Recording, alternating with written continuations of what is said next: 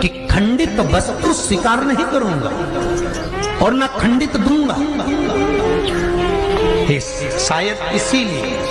शायद इसीलिए ये चरित्र कहता है कि जिस नारी का गर्भ 2-3 महीना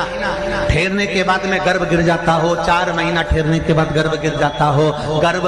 बच्चा पूर्ण नहीं होता हो, या बच्चा कहीं शरीर के अंदर डॉक्टर कह रहे हैं सोनोग्राफी में कि ये विकलांग है, बच्चे के पाँव में या मुख में या शरीर में पानी भरा गया है, ये सुरक्षित नहीं होगा, ये बुद्धि से कमजोर होगा, या ये बच्चा ऐसा विकलांग होगा, तो उसी समय पर जैसे ही डॉक्टर ने कहा वैसे ही एक श्रीफल, और वो श्रीफल खंडित नहीं होना चाहिए, उस श्रीफल पर जो नारी है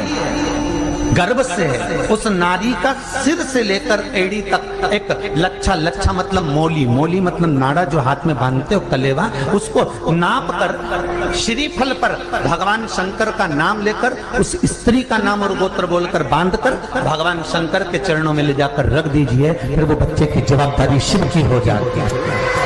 फिर शंकर की, क्योंकि शिव ने माता पार्वती को वचन दिया था कि मैं खंडित नहीं दे सकता। सारे देवताओं के मंदिर में नारियल फूटता है, हनुमान जी के मंदिर में नारियल फूटता है, राम जी के मंदिर में नारियल फूटता है, देवी जी के मंदिर में नारियल फोड़ा जाता है, पर शंकर जी के मंदिर में नारियल नहीं फोड़ा जाता। आखा की आखा दिया जाता है कि पूर्ण दीजिए, बेलपत्र पूर्ण दीजिए, फल पूर्ण दीजिए, एक चावल का दाना भी दे रहे हो तो पूर्ण दीजिए। उसमें एक और अच्छी बात है, बहुत ध्यान लगाकर सुनिएगा जरा, जितने आस्था चैनल पर सुन रहे हो, यूट्यूब पर सुन रहे हो, फेसबुक पर सुन रहे हो, या इस पंडाल में श्रवण कर रहे हो, बहुत सावधानी से ध्यान दीजिएगा। कभी श्रावण महीने में अगर आप शंकर जी के मंदिर में जाएं और शिव मंदिर किसी वृक्ष के नीचे हो, बट वृक्ष के नीचे हो, चाहे पीपल के वृक्ष के नीचे हो, चाहे वो आंवले के वृक्ष के नीचे हो, चाहे वो बेलपत्री के वृक्ष के नीचे हो, चाहे वो शमी के वृक्ष के नीचे हो, चाहे जिस वृक्ष, कोई भी वृक्ष के नीचे अगर कोई शिवालय है, शंकर जी का कोई मंदिर या शंकर जी का कोई शिवलिंग रखा हुआ, तो एक दुर्वा किसी भी श्रावण महीने में तुम जब भी किसी शिवालय में जाएं, जिस वृक्ष के नीचे शिवलिंग हो, उस शिवलिंग पर ये शिवलिंग रखा हुआ है, ये जलाधारी पर जहां शिवलिंग रखा हुआ है वहां कटी भाग माता पार्वती जी का हस्तकमल, उसके ऊपर रखा हुआ है शिवलिंग, सामने अशोक सुंदरी और भगवान शंकर के दोनों पुत्र गणेश कार्तिके, ऊपर से जल गिरता है जया विषहारा शामलीवारी दौतली देव, ये भगवान शंकर की 5 बेटियां। तो जो कटी भाग, इस कटी भाग पर अगर मात्र एक दुर्वा समर्पित कर जिसकी किडनी या लीवर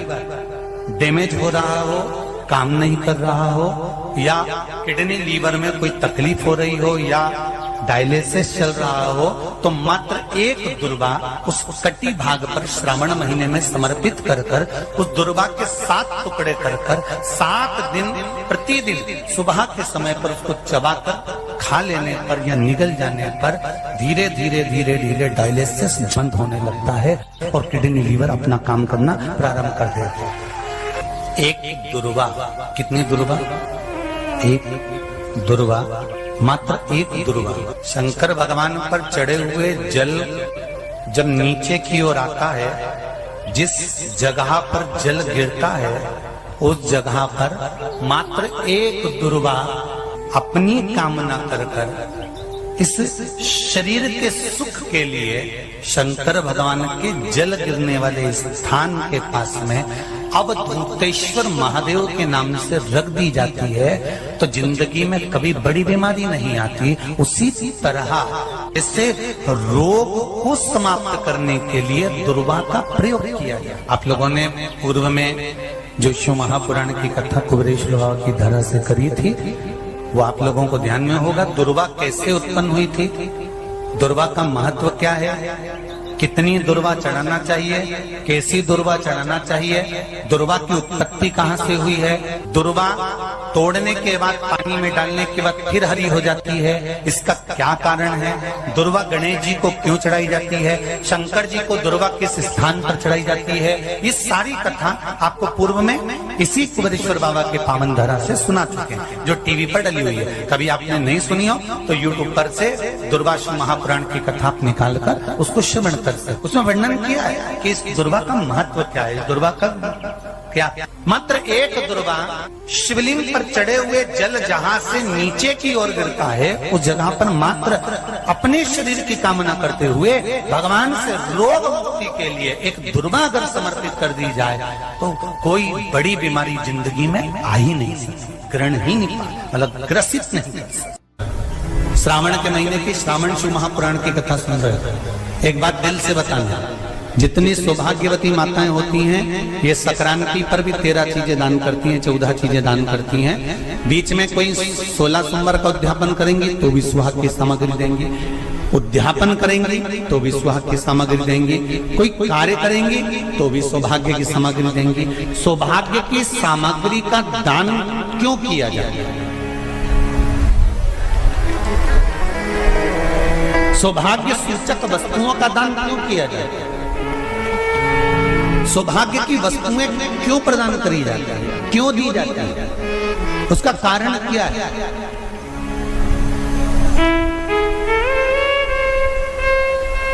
क्यों देते? महाराज, भारत की भूमि की सौभाग्यवती माताओं का एक मन की अभिलाषा रहती है, भारत की भूमि की माताओं की एक अभिलाषा रहती है कि जब उसके प्राण छूटे तो अखंड सौभाग्य धारण करके पति के कंधे पर और पुत्र के कंधे पर शमशान तक।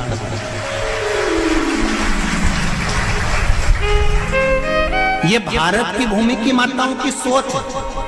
उनके मन का संकल्प, उनके मन का भाव। मेरे भारत की माताएं अखंड सौभाग्य की वस्तुएं धारण कर कर अपने आप को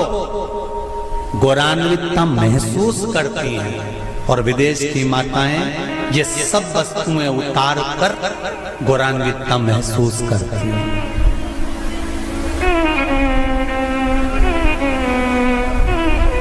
क्यों देते हैं चूड़ी का दान, क्यों देते हैं बिंदी का दान, क्यों देते हैं अखंड सौभाग्य का दान? किस महाराज,